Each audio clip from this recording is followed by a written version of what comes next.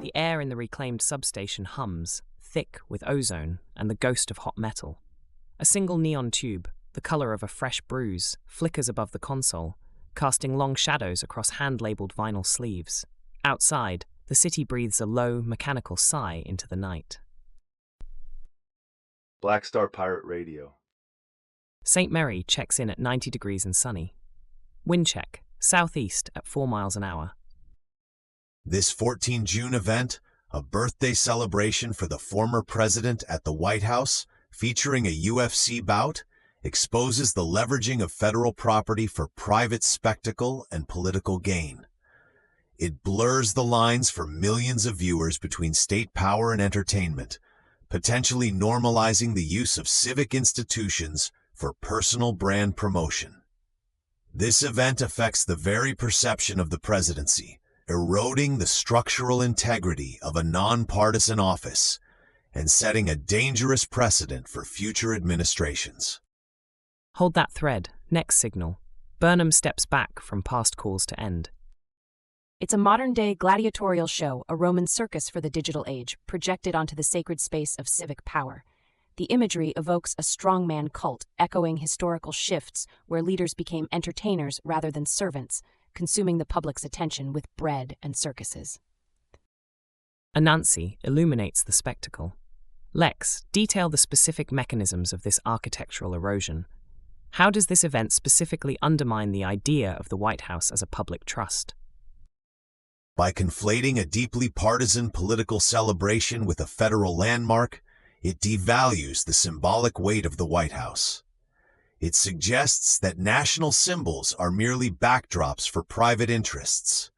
This undermines the constitutional separation of powers by blurring the lines between the former occupant's private persona and the enduring office.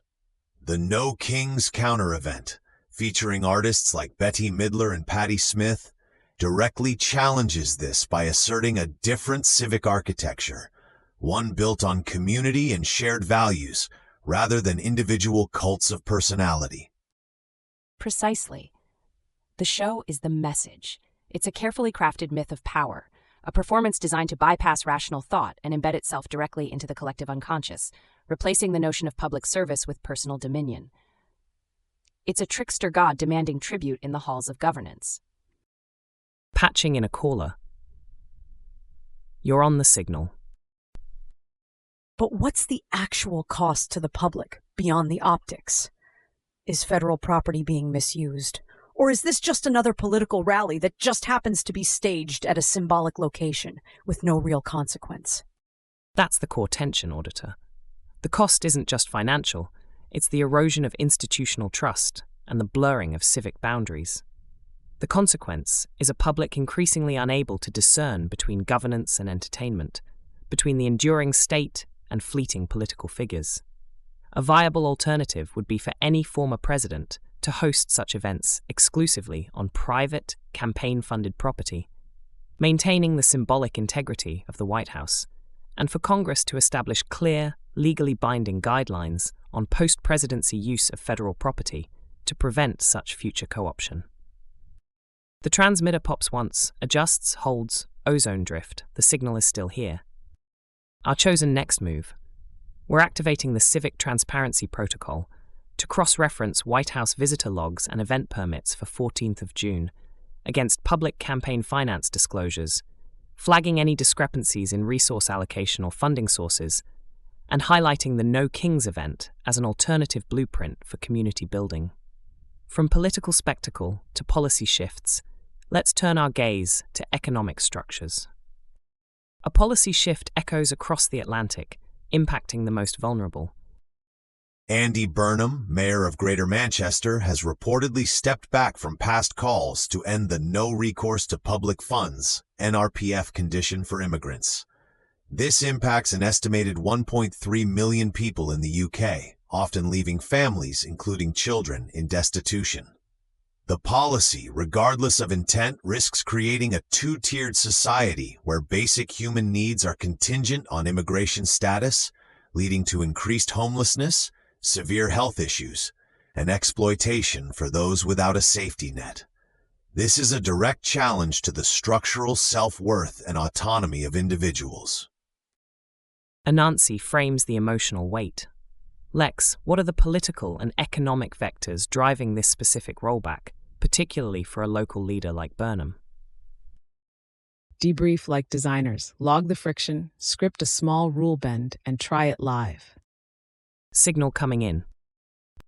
If the goal is to reduce strain on public services, isn't limiting access to benefits a direct way to do that? What's the alternative that doesn't just pass the buck from national government to already struggling local councils? Our chosen next move. We will initiate a dignity data drive in partnership with local Manchester community groups, collecting anonymised testimonials and hard data on the direct impacts of NRPF, creating a ground-up counter-narrative to official policy justifications, asserting the structural self-worth of every individual. Speaking of defining humanity and its future, let's peer into the world of our mechanical companions. Tokyo unveils the future of labor and companionship, or perhaps control. Anansi queries the soul of the machine. Lex, what are the specific ethical and societal architectures being built or dismantled by this rapid integration of humanoids? What about consent and provenance in an AI-driven future? The auditor brings a crucial lens to the mechanical eye. Who benefits and at what cost to human labor and dignity? The choice isn't binary, threat or tool, but rather a question of design. Do we design these systems to augment human capability and liberate us from drudgery, or to simply replace and disenfranchise? A viable alternative Tokyo could implement is universal basic income pilots alongside robot integration, or investing heavily in reskilling programs for workers displaced by automation, ensuring a just transition rather than simply replacing human labor without support.